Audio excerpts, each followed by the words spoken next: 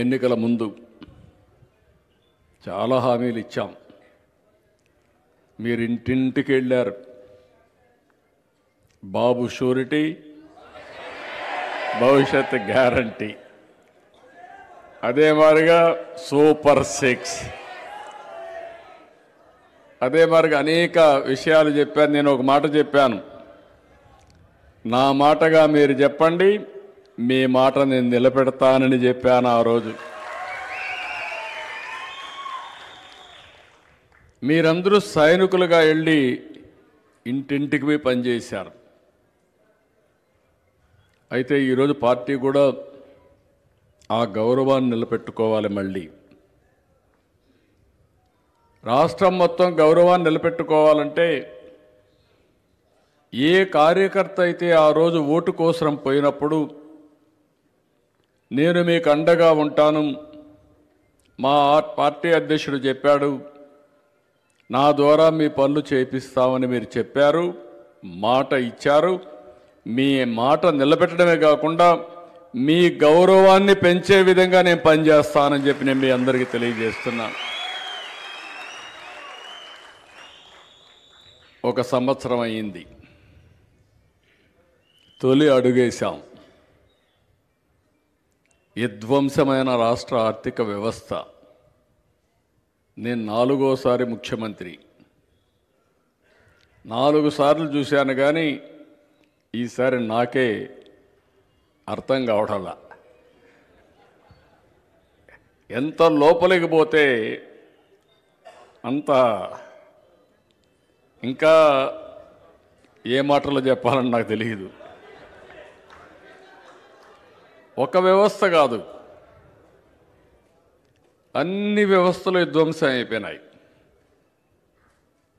విపరీతంగా ఎక్కడ చూస్తే అక్కడ విశాఖపట్నంలో తహసీల్దార్ ఆఫీసుని, కలెక్టర్ ఆఫీసుని, హాస్పిటల్ని,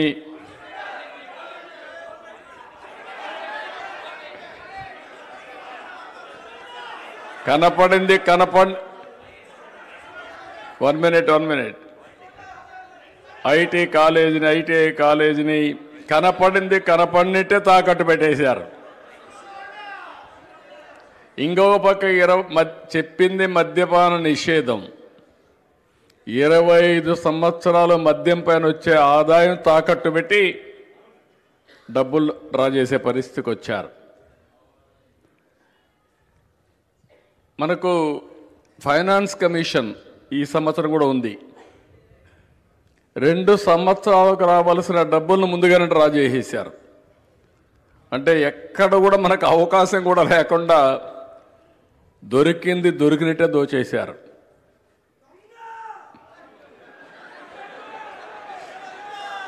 అయితే మనం హామీలు ఇచ్చాం, మన మీద నమ్మకం ఉంది. ఒక పక్కన ఆర్థిక వ్యవస్థ వెంటిలేటర్ పైన ఉంది, కానీ చికిత్స చేయమని మీరందరూ కూడా ఎన్డీఏ గవర్నమెంట్కి అధికారం ఇచ్చారు. ఎప్పుడైతే ఎన్డీఏ గవర్నమెంట్కి సీట్లు ఇచ్చారో ఢిల్లీలో మన పరపతి పెరిగింది. దానివల్ల కొంతవరకు సమస్యలు పరిష్కారం అవుతున్నాయి. కానీ కేంద్రం చేయవలసిన పనులన్నీ చేయడానికి సుముఖంగా ఉన్నారు. 1-2 కాదు, మీరు ఒక్కసారి ఆలోచిస్తే రాజకీయాల్లో ఉండే ఏ వ్యక్తి కూడా ఇంత దారుణంగా పనిచేయడు. నేను ఆ రోజు హైదరాబాద్ని కట్టాను, హైటెక్ సిటీ కట్టాను. తర్వాత పాలకులు వచ్చారు, నేను కట్టాను కాబట్టి నాకు మంచి పేరు వస్తుందని హైటెక్ సిటీ కూల్చేసి ఉంటే, అసలు ఇంటర్నేషనల్ ఎయిర్పోర్ట్ కట్టకుండా ఉండుంటే, ఔటర్ రింగ్ రోడ్డు వద్దనుకుంటే ఈరోజు హైదరాబాద్ ఈ విధంగా ఉండేదా అని మిమ్మల్ని అడుగుతున్నా.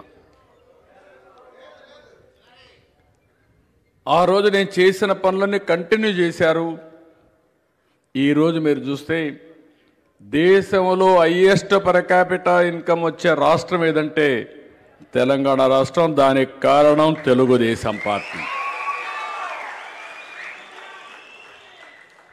తెలంగాణ రాష్ట్రానికి 75% ఆదాయం హైదరాబాద్ వల్ల వస్తుంది.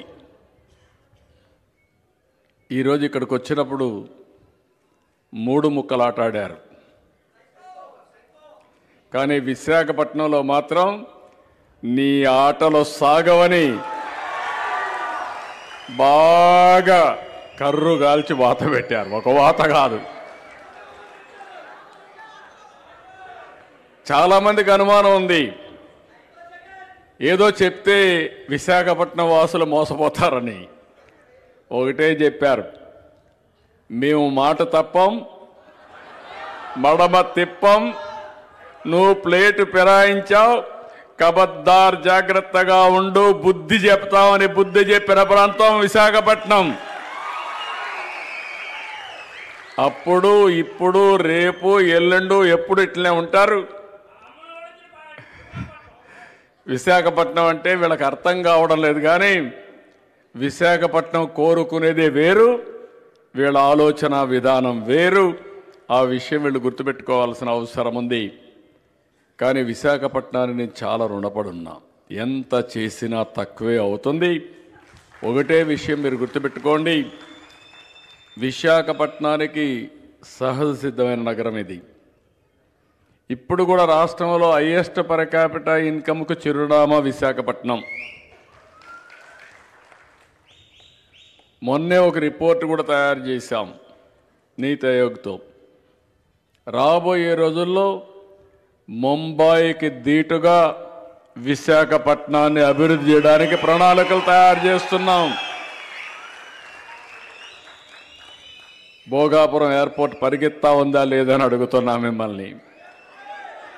అప్పుడు ఏం చేశాడో చూశారు కదా అని అడుగుతున్నా మిమ్మల్ని. భోగాపురం ఎయిర్పోర్ట్ని ట్రాక్లో పెట్టా. ఇక్కడనే మళ్ళీ సివిల్ ఏవియేషన్ యూనివర్సిటీ కూడా వస్తుంది. మన పిల్లలు చదువుకొని విమానాల సంఖ్య పెరుగుతుంది. అందులో పనిచేసే వాళ్ళ సంఖ్య కూడా మన రాష్ట్రం నుంచి రావాలి, విశాఖపట్నం నుంచి రావాలి అనే ఉద్దేశంతో పెద్ద ఎత్తున దానికి ఒక యూనివర్సిటీ తీసుకొస్తాం. తొందరలోనే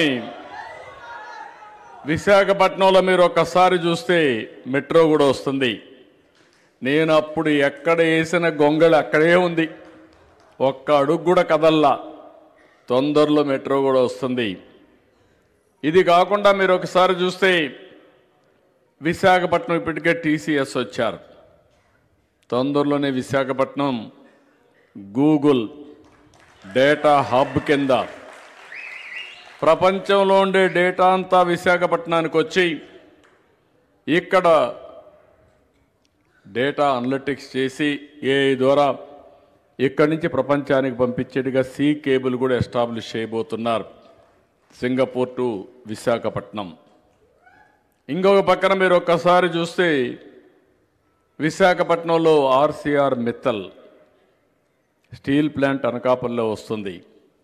అది వస్తే ఒక స్టీల్ సిటీనే డెవలప్ అవుతుంది.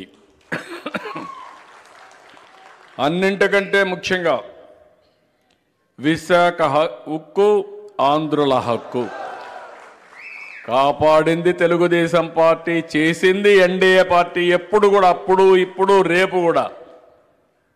వాజ్పేయి గారి పీరియడ్లో ఇదే మరి ఇబ్బంది వస్తే ఆ రోజు కూడా దీన్ని కాపాడింది నేనే. ఆ రోజు కూడా ఎన్డీఏ ప్రభుత్వం. ఈరోజు కూడా మళ్ళీ స్టీల్ ప్లాంట్ ఇబ్బంది వస్తే 11,500 కోట్ల రూపాయలు ప్యాకేజ్ ఇప్పించి విశాఖ ఉక్కును కాపాడింది మనమే.